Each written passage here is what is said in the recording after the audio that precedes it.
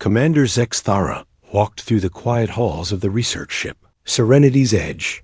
Her blue skin shimmered under the soft lights as she checked on her crew.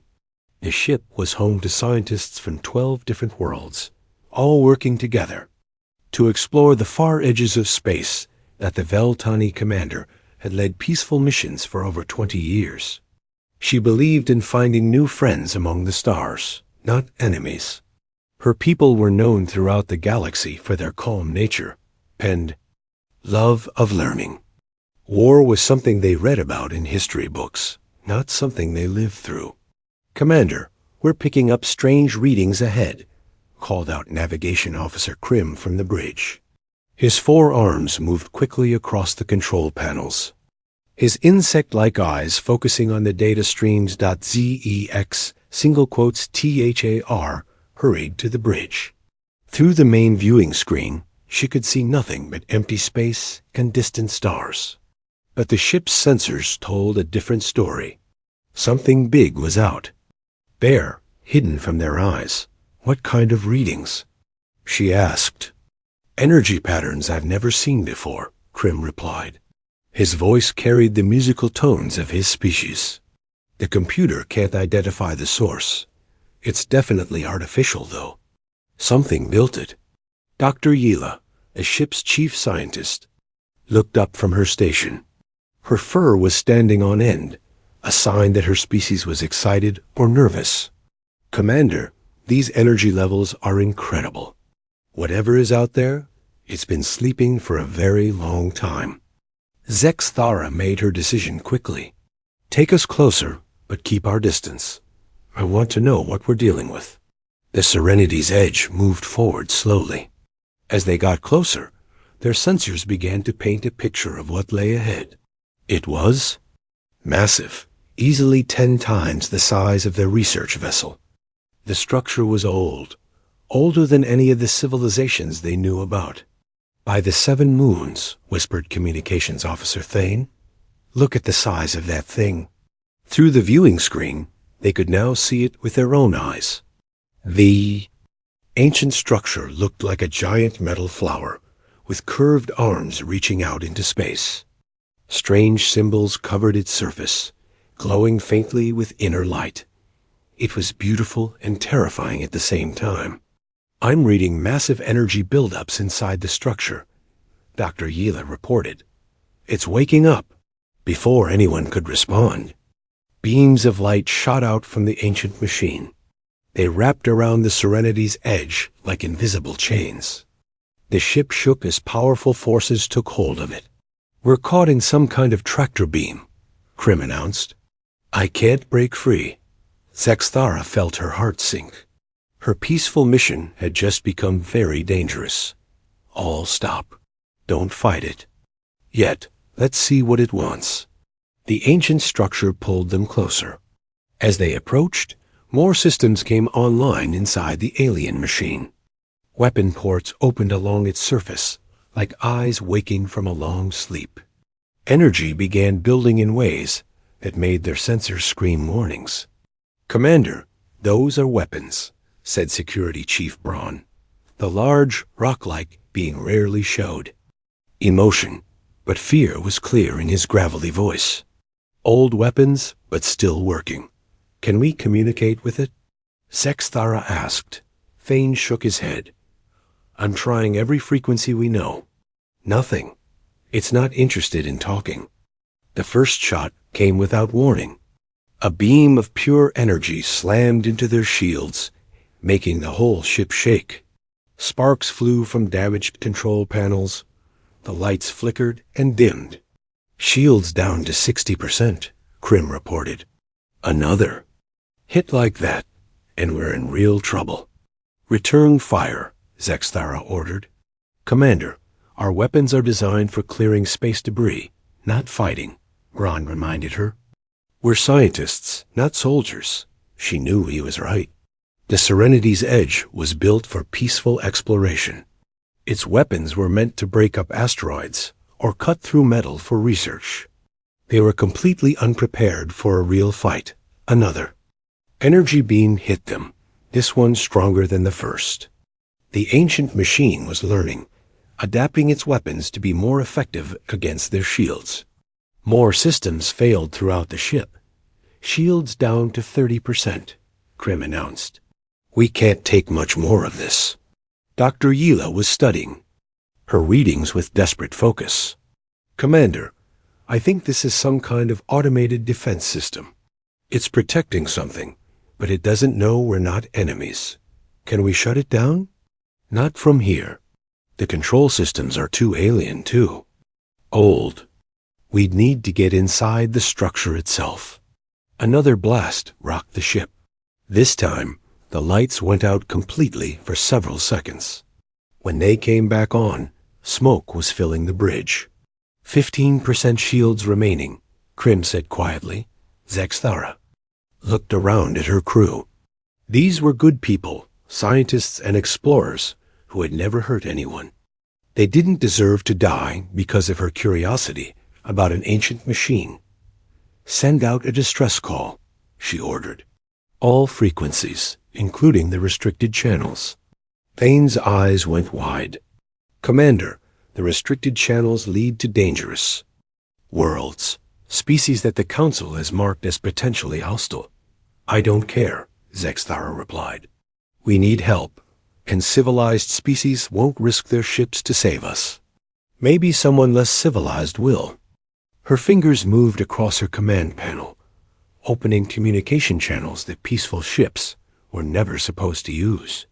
Among them was a frequency that led to a small blue world in an isolated system.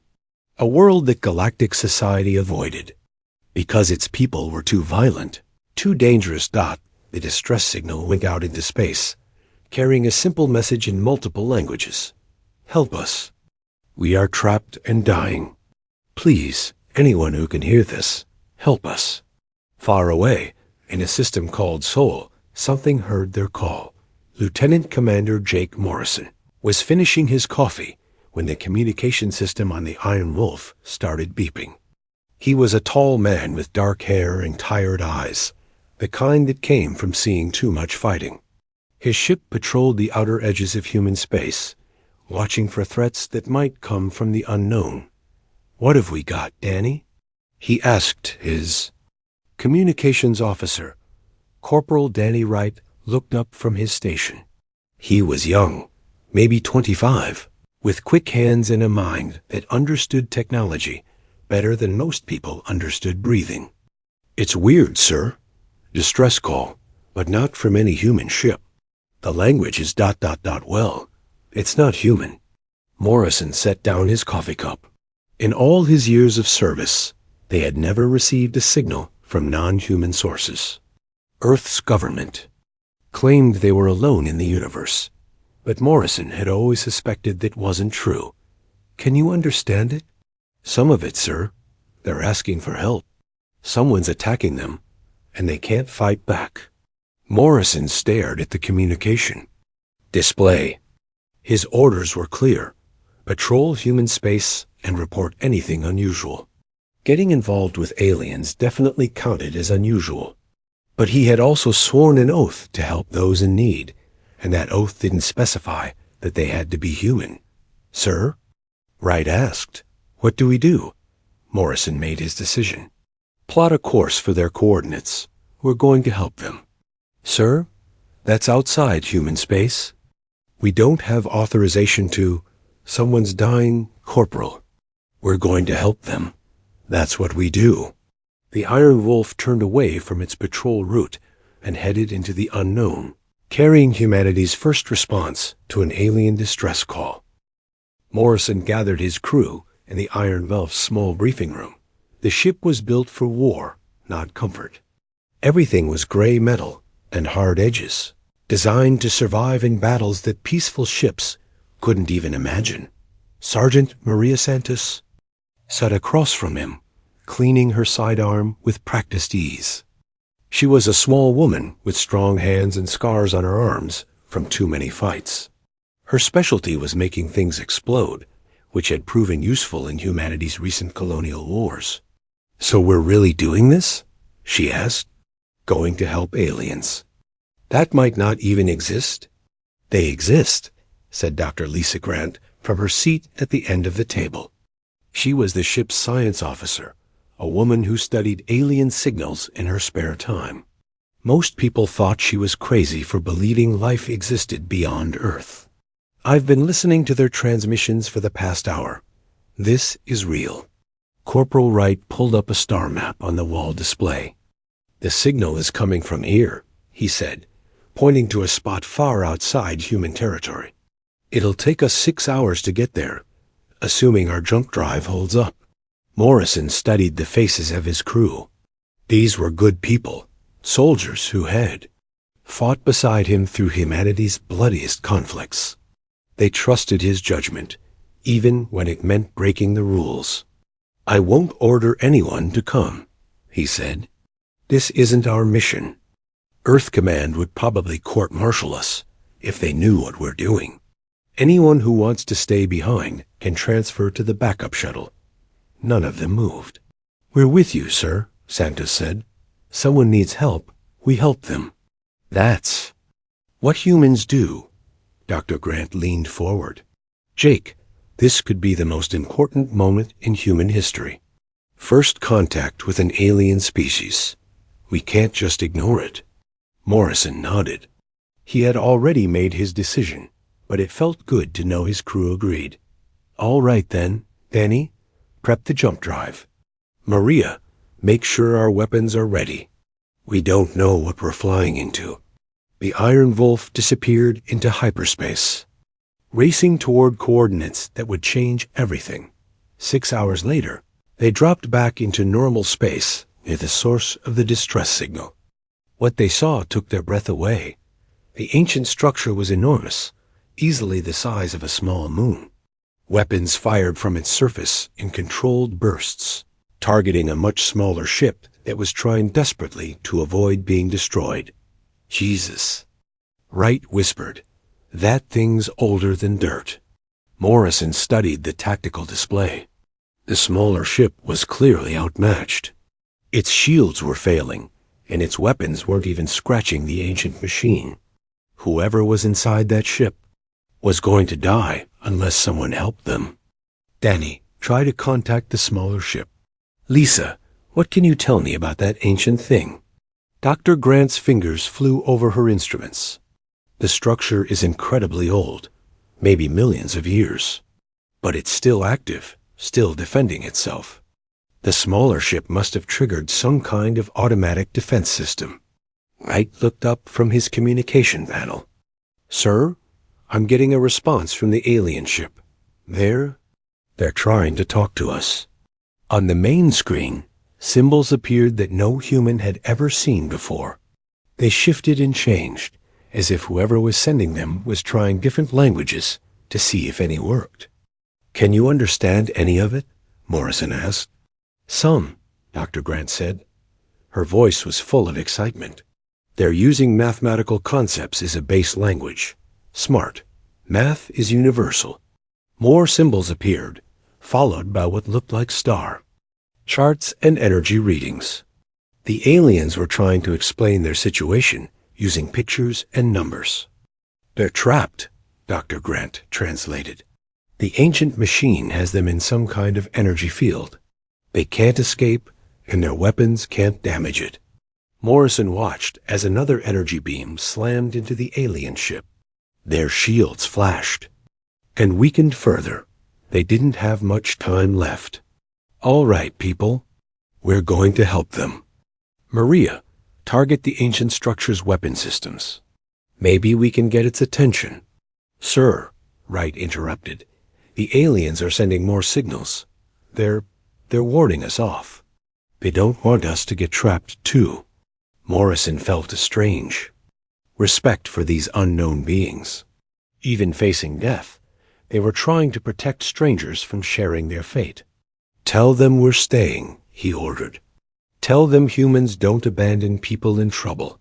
The Iron Wolf moved closer to the battle. As soon as they came within range, the ancient structure's sensors detected them. Weapon ports that had been focused on the alien ship suddenly turned toward the human vessel.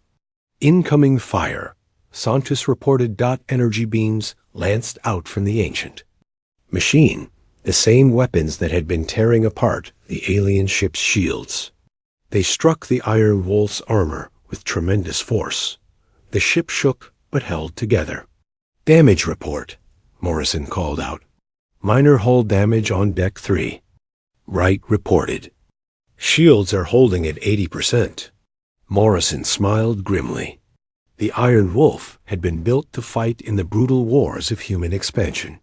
It was designed to take punishment that would destroy civilian ships. Return fire. All weapons.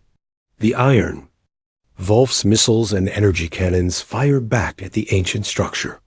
Explosions bloomed across its surface as human weapons found their targets. For the first time in millions of years, something was fighting back effectively against the old machine. We're getting their attention, Santos observed. It's shifting more weapons toward us. That was exactly what Morrison wanted. Every weapon. Firing at them was one less weapon firing at the aliens. Danny, try to establish better communication with the alien ship. We need to coordinate our efforts. Over the next few minutes, a basic communication system took shape. The aliens sent mathematical formulas, which Dr. Grant translated into tactical information. The humans responded with simple diagrams showing their attack plans. It wasn't much, but it was enough to start working together. The alien ship's captain, they learned, was named Zex Thara. Her ship was called the Serenity's Edge, and it carried scientists, not soldiers. They had stumbled into this ancient trap while exploring, never expecting to find a working defense system from a dead civilization. Morrison explained as simply as possible that his ship was military, designed for fighting. He could hold the ancient machine's attention while they figured out how to escape. Zex Thara's response surprised him. Instead of accepting his offer to sacrifice himself so they could flee, she sent detailed sensor readings of the ancient structure. Her people wanted to help him understand what they were fighting. She's sharing intelligence with us, Dr. Grant said in amazement. Even though they're dying, they're trying to help us. The ancient machine adapted quickly to their attacks. Its shields grew stronger, and its weapons became more accurate. Morrison realized they were in a race against time. Either they found a way to shut down the machine, or it would eventually destroy both ships. Lisa, what do you make of their sensor data? Dr. Grant studied the alien readings carefully. The structure has a central control system, deep inside. If we could shut that down, the whole defense grid would go offline. How do we get inside? We don't, at least not safely. The inside is full of automated defenses, probably worse than what we're facing out here. Morrison thought about the problem. The aliens were scientists, not fighters. They thought in terms of studying problems and finding safe solutions. But humans had learned to think differently. Sometimes the only way through a problem was straight. Through it. Maria, how much explosive do we have on board? Santos grinned. Enough to make a really big hole in something, sir.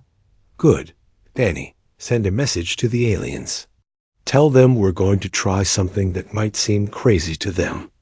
As the Iron Wolf prepared for a desperate assault on the ancient structure, Morrison wondered what these aliens would think of humanity's approach to problem solving. They were about to learn that humans didn't just fight to survive. They fought to win.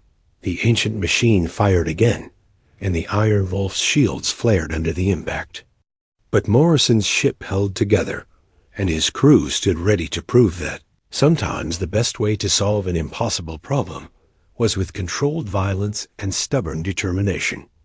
On the alien ship, Commander Zex Thara watched the human vessel absorb punishment that would have destroyed her own ship 3 times over. She was beginning to understand that these new beings were very different from any species she had ever encountered. Different, and perhaps exactly what they needed to survive. Dr. Grant worked frantically at her communication station, trying to build a better translation system with the aliens. Numbers and mathematical formulas filled her screen as she exchanged concepts with someone called Scholar Vrix aboard the alien ship. "I'm getting somewhere," she announced. "Their linguist is brilliant. We're building a basic vocabulary using physics and chemistry as common ground." Morrison dodged another energy blast from the ancient structure. The iron Wolf's armor was holding, but he could see scorch marks spreading across the hull. They couldn't take this punishment forever. "How long do you need?" he asked. "Give me 10 more minutes, and I should have enough for basic conversation. You've got 5 minutes. After that, we're going to have to try something more direct." The first translated message from the alien ship made everyone on the bridge stop what they were doing. It appeared on their main screen in simple English. "What kind of world did you come from?" Dr. Grant quickly typed back, "Earth, a planet with heavy gravity, dangerous weather, and many predators." The response came faster than expected. "You are from a death world." "This explains much." "Death world?" Wright asked. "That doesn't sound very friendly." Grant continued the conversation, learning that the galactic community classified planets by how dangerous they were to life. Earth, with its violent weather, strong gravity, poisonous atmosphere, and aggressive wildlife, ranked as one of the most deadly worlds they had ever encountered. "They can't understand how anything intelligent could evolve on such a dangerous planet," Grant translated. "Most civilizations come from what they call garden worlds, places with gentle climates and peaceful ecosystems." Santos laughed grimly as another energy beam shook the ship. "Well, that explains why they don't know how to fight. They never had to learn." The next message from the aliens was longer and more complex. Grant worked to translate it, her face growing pale as she read. "What is it?" Morrison asked. "They single quotes . They're apologizing. They think they've doomed us by sending out that distress call. They never expected anyone to actually come help them, especially not someone from a warrior species." Morrison felt anger building in his chest. Not at the aliens, but at a universe where peaceful people had to apologize for asking for help. "Tell them that helping people in trouble is what humans do," he ordered. "Tell them we're not leaving." Ancient Structure's attacks were getting stronger and more focused. Its targeting systems were learning how the Iron Wolf moved, predicting their evasive maneuvers. Morrison realized that they needed to change tactics. "Maria, prep a boarding party. We're going over to their ship." "Sir?" Santos looked confused. "Why would we board the alien ship?" "Because we need to work together to get out of this. And that means face-to-face coordination. Besides, if their ship gets destroyed, we want some of them to survive." Grant translated Morrison's plan to the aliens. Their response was immediate and panicked. "They're terrified," she reported. "They think we're going to take over their ship. They've never encountered a warrior species before, and they don't know what to expect from us." Morrison understood their fear, but there wasn't time to ease their concerns slowly. "Tell them we want to help, not conquer. Tell them our species has rules about protecting non-combatants." It took several more exchanges before Commander Zexthara agreed to allow a small human team aboard her ship. Morrison selected Santos and Wright to come with him, leaving Grant in command of the Iron Wolf. The short trip between ships in a maintenance pod was terrifying. Energy beams from the ancient structure passed close enough to make their small craft shake. But they made it to the alien ship's docking bay without being destroyed. Morrison's first sight of an alien was everything he had expected and nothing like he had imagined. Commander Zexthara was tall and thin, with blue skin that seemed to shimmer in the light. Her large eyes showed intelligence and fear in equal measure. "Thank you for coming," she said in careful English.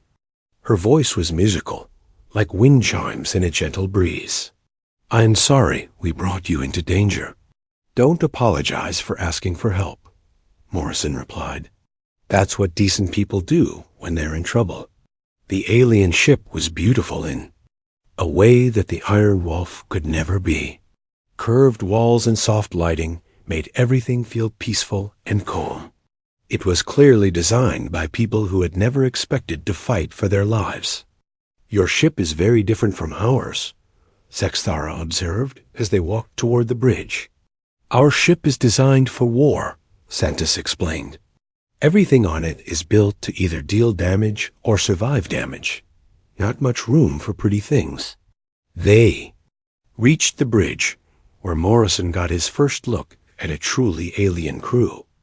There was Vrix, the linguist who had been talking with Dr. Grant. He looked like a tall insect with 4 arms and compound eyes. Navigation Officer Krim reminded Morrison of a lizard that had learned to walk upright. What struck Morrison most was how young they all seemed. Not in years, but in experience. These were people who had lived their entire lives in peace and safety. The stress of combat was affecting them in ways they didn't know how to handle. "Show me what you know about this ancient structure," Morrison requested Dr. Yila. Their science officer brought up a detailed scan of the machine. It was incredibly complex, with systems that had been running for millions of years. At its center was a control room that managed all the defensive systems. "The problem is getting inside," Yila explained. "The structure is full of automated defenses. Anything that enters will be attacked by systems designed to destroy intruders." Wright studied the schematics with professional interest. "What kind of defenses?" "Energy weapons, toxic gases, mechanical traps." The builders wanted to make sure no one could ever shut down their creation. Morrison looked at the scan carefully. It reminded him of military installations he had assaulted during the colonial wars. Difficult to penetrate, but not impossible if you were willing to take casualties. "We need to get inside and shut down the central control system," he said. "It's the only way to stop this thing." "That would be suicide," Grix protested. "No one could survive inside that structure." "Maybe no one from your species could," Santos said quietly. "But humans are different. We've learned to survive in places that would kill most other life forms." Gisthara stared at the human soldiers with something approaching horror. "You would voluntarily enter that death trap?" "If it's the only way to save everyone, yes," Morrison replied. "That's what soldiers do." The bridge fell silent as the aliens tried to understand this concept. For them, self-sacrifice for strangers was almost incomprehensible. Their peaceful evolution had never required such extreme measures. Another energy blast rocked both ships, reminding everyone that time was running out. "There might be another way," Wright said suddenly. He was studying the alien ship's sensor data. "This ancient machine is designed to fight ships, not individual people. If we could get inside without triggering the anti-ship defenses." "How?" Morrison asked. "The structure has maintenance shafts and service tunnels. They're probably too small for their automated systems to guard effectively. A small team might be able to get through." Dr. Yula enhanced the scan, showing a network of narrow passages throughout the ancient structure. "These conduits are barely large enough for a humanoid to crawl through, and there's no telling what hazards might be waiting inside." Morrison smiled grimly. "Small spaces and unknown hazards?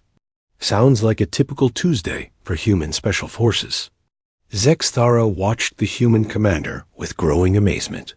Where her people saw impossible odds and certain death, he saw a challenging but manageable mission.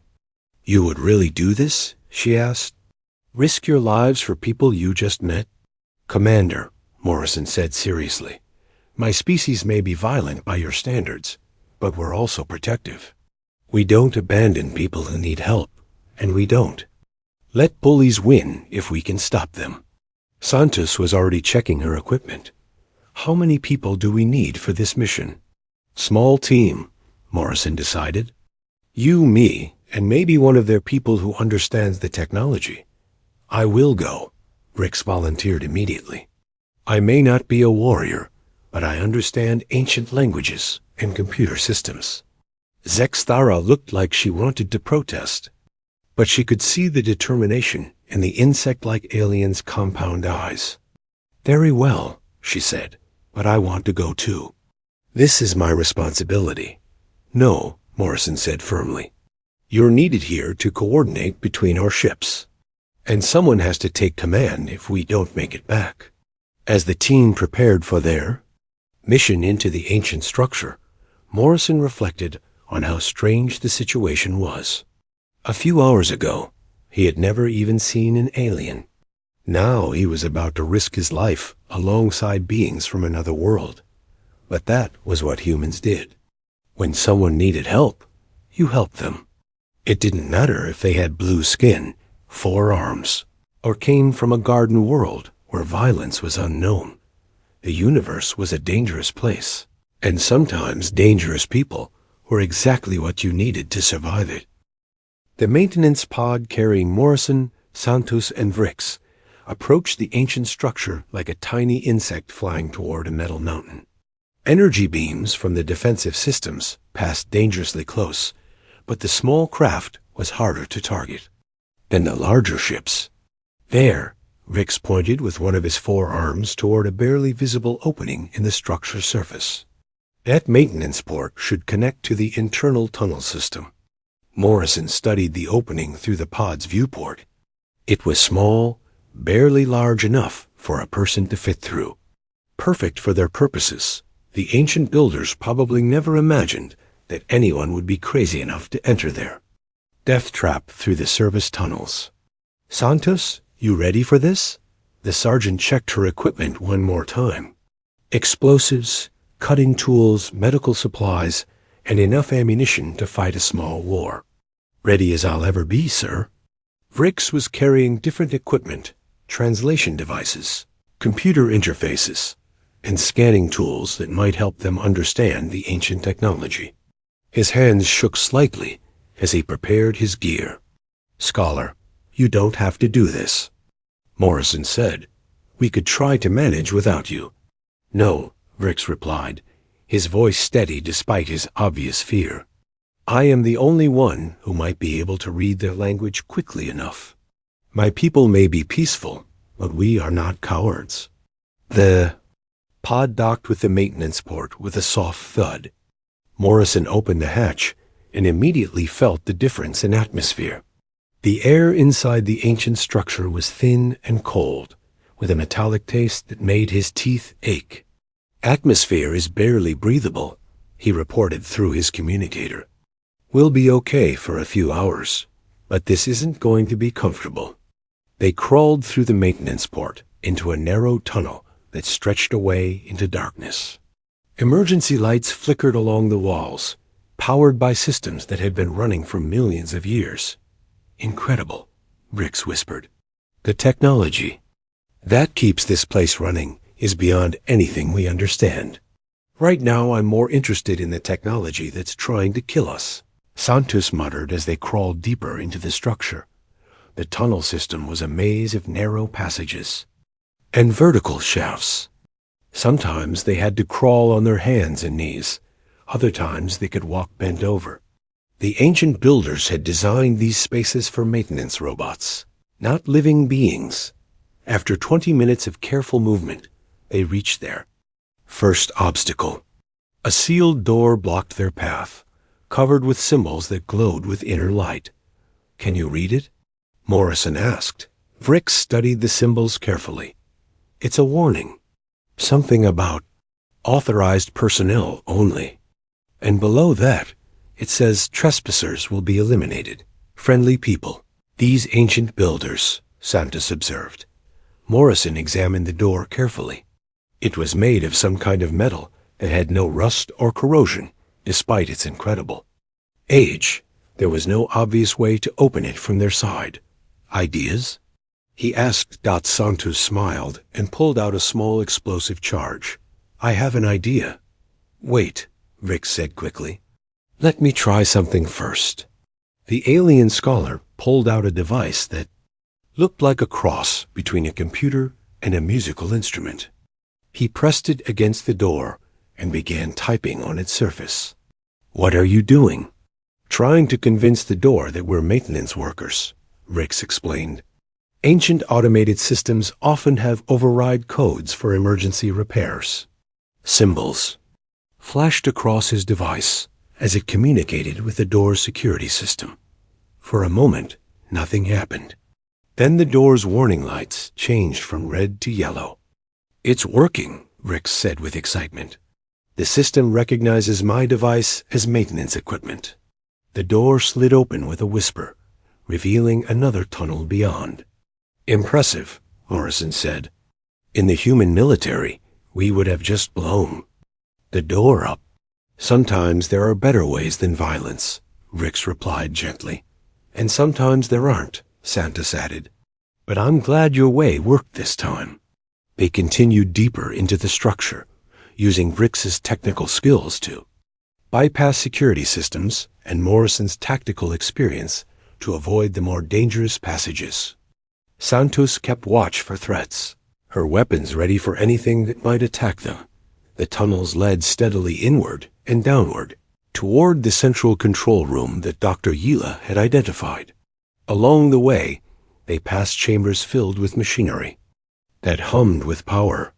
Some rooms contained weapons that could destroy entire planets. Others held technologies that the galactic community could barely imagine.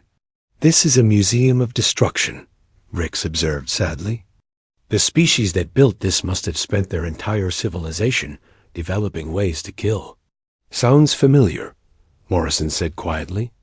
They reached the central chamber after an hour of careful progress. Through a maintenance grate, they could see the control room below. It was vast, filled with displays and control panels that showed the status of the entire defensive grid. "There," Rix pointed to a central console. "That's the main control system. If we can shut that down, the entire structure will go offline." "How do we get down there?" Santos studied the room layout. "There's a ventilation shaft that leads down to the floor level.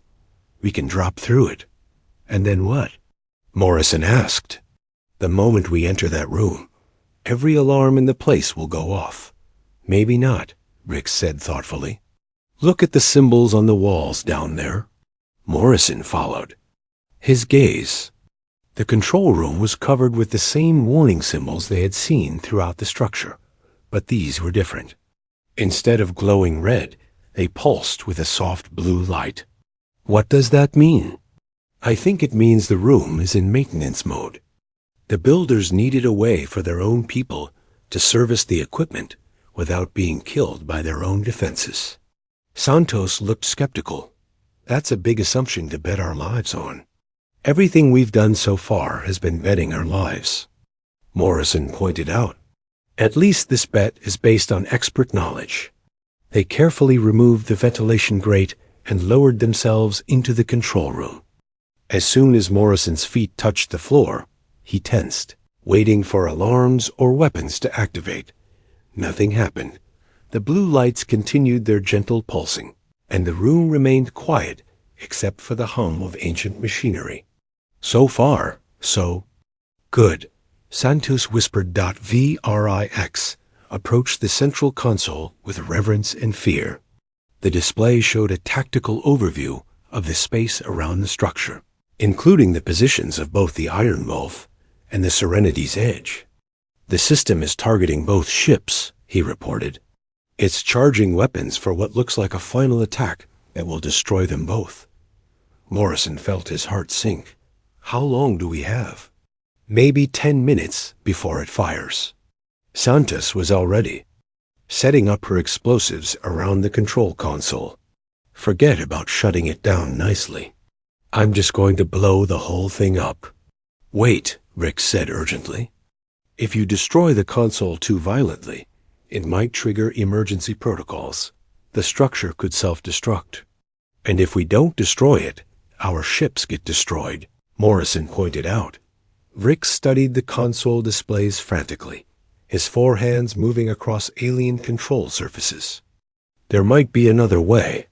The system has an emergency shutdown command, designed to be used if the structure's own people needed to evacuate.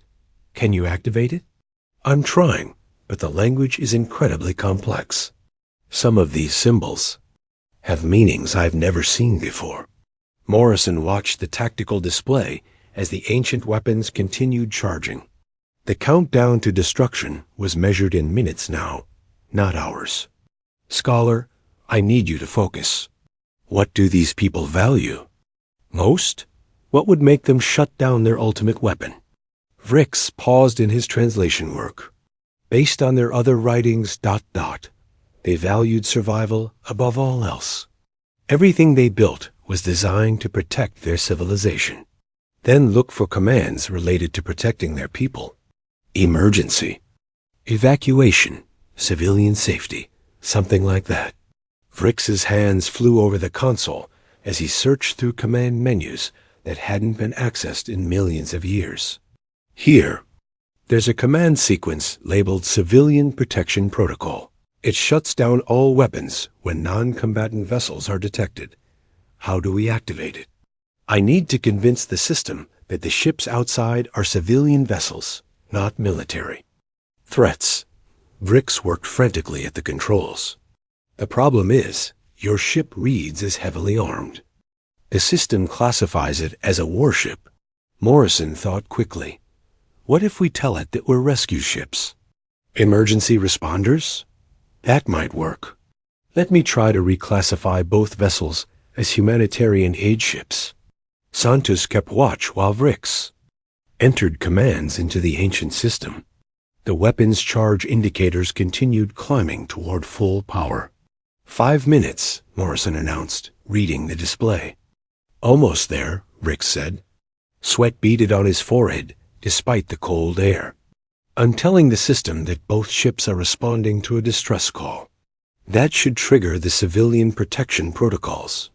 The console flashed, and new symbols appeared on the screen. What's it saying? Vrix translated quickly. It's asking for confirmation. It wants to know if the vessels outside are truly non-combatant rescue ships. Tell it yes. I need authorization codes. The system wants proof that a legitimate authority is giving this command. Morrison felt desperation rising. They were so close to stopping the ancient machine, but bureaucracy from a dead civilization was standing in their way. What kind of authority would it accept? Ship come. The two ships floated in space near the now dormant ancient structure. The Iron Wolf and the Serenity's Edge hung side by side, their crews processing what had just happened. For the first time in millions of years, the ancient weapon was silent. Morrison stood on his bridge, looking at the alien ship through the viewing screen. It was hard to believe that just hours ago, he had never seen a non-human intelligence. Now he was planning humanity's future relationship with an entire galactic community. Sir, Dr. Grant said from her station, I'm receiving a formal communication from Commander Zexthara. She's requesting a meeting between ship commanders. Tell her I'll be happy to meet with her. Where does she want to do this? Grant listened to her translation equipment for a moment. She's offering to come aboard our ship, sir. She says it would be an honor to visit the vessel of the people who saved her crew. Morrison considered this. The Iron Wolf wasn't designed for diplomatic meetings. Everything about it screamed military purpose. But maybe that was exactly what the aliens needed to see. Tell her she's welcome aboard. Standard diplomatic honors. An hour later, Commander Zexthara stepped through the Iron Wolf's airlock. She moved carefully in the ship's heavier gravity, her blue skin seeming pale under the harsh military lighting. Behind her came Scholar Vrix, and Dr. Yi La. Morrison met them in the ship's small conference room, along with Santos Wright and Dr. Grant. The difference between the two groups was striking. The humans looked comfortable in the military environment, while the aliens seemed fascinated and slightly nervous about everything they saw. Commander Morrison, Zexthara said in careful English. I want to thank you and your crew for what you did. You risked your lives for strangers. That's what people do when someone needs help, Morrison replied. At least, that's what good people do. Zexthara tilted her head, a gesture that somehow seemed both alien and familiar. Your species continues to surprise us. We have been monitoring your radio signals for several years, trying to understand your civilization. Dr. Grant leaned forward with interest. What did you learn from our broadcasts? That you are a very violent species, Dr. Yila answered honestly.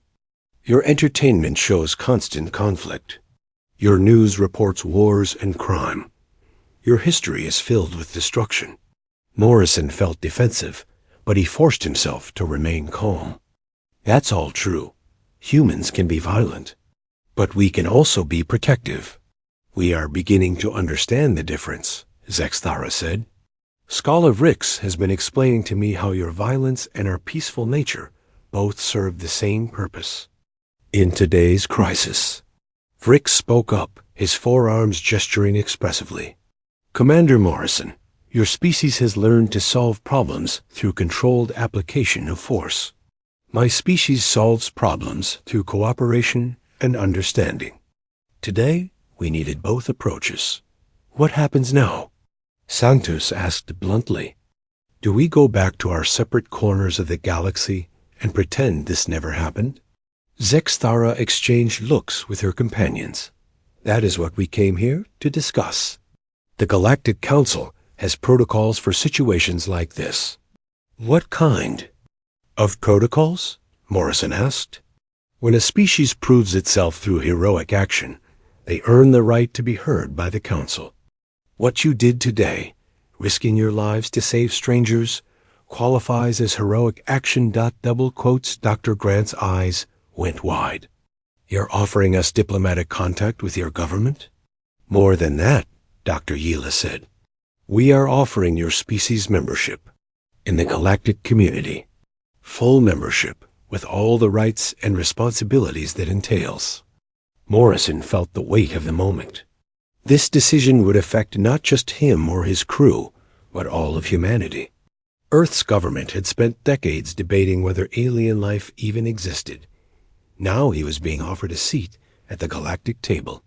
I don't have the authority to make that decision for my entire species, he said carefully. We understand, Zexthara replied. But someone must speak for humanity when we present your case to the Council. Someone who was there, who participated in the rescue. Morrison looked at his crew. Santos nodded slightly. Wright gave him a thumbs up. Dr. Grant was practically vibrating with excitement. What would this involve? A delegation from your ship would accompany us to the Council chambers. You would tell the story of what happened here, and the Council would vote on whether to offer humanity membership. And if they vote no? Zexthara was quiet for a moment. Then your species would remain in isolation until you prove yourselves. Again, but Commander, after what I witnessed today, I cannot imagine the Council rejecting your application. Morrison made his decision. I'll need to send word back to Earth Command. Let them know what's happened. But yes, I'll speak for humanity at your Council. There is one complication, Rick said hesitantly. The journey to the Council chambers will take several weeks.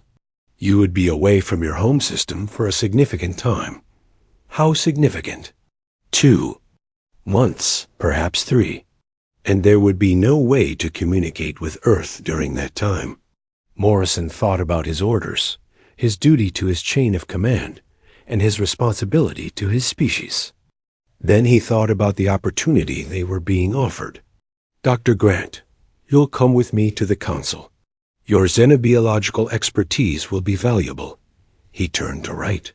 Danny, I need you to take the Iron Wolf back to Earth. Report everything that happened here to Command. Tell them I'm opening diplomatic relations on my own authority.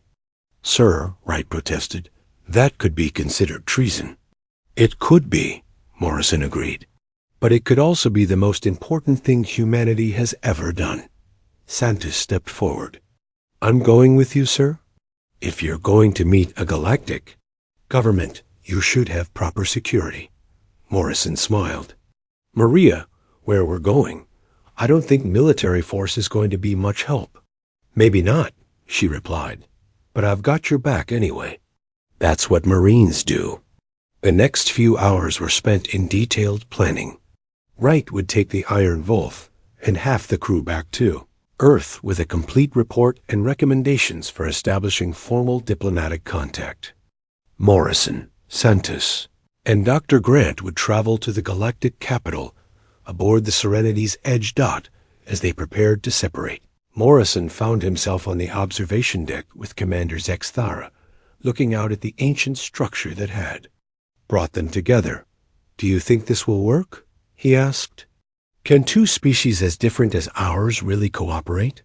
Commander, she replied, a few hours ago, I thought your species was nothing but violent primitives. Now I understand that your violence serves the same purpose as our peace, protecting those who cannot protect themselves. And I thought alien species would be either helpless victims or conquering monsters, Morrison admitted. Instead, I found people who risk their lives to save others and share their knowledge freely. They watched as the Iron Wolf prepared to depart for Earth. Its engines flared to life, and the small warship turned toward home. Your Corporal Wright is carrying more than just a message, Zexthara observed. He is carrying the future. I hope. It's a good one, Morrison said. That depends on what we do with the opportunity we have been given. The Serenity's Edge began its journey toward the galactic capital, carrying the first human diplomatic mission in history. In the ship's guest quarters, Morrison reviewed everything he would say to the Galactic Council. He would tell them about humanity's violent past, but also about its protective instincts. He would explain how Earth's harsh environment had created people who would fight impossible odds to help strangers. He would show them that strength and compassion were not opposites, but partners. Most importantly, he would argue that the galaxy needed guardians as much as it needed scientists, protectors as much as explorers. Through his quarter's small viewport, Morrison could see the stars streaming past as they traveled toward humanity's first meeting with galactic civilization. Somewhere behind them, the Iron Wolf was racing toward Earth, with news that would change everything. And somewhere ahead, in the gleaming capital of the Galactic Council, representatives of hundreds of species were about to learn that the universe had gained some very dangerous new friends. Morrison smiled as he prepared his presentation. He would tell the Council that humans came from a hellworld, that they were indeed the most dangerous species they were likely to encounter.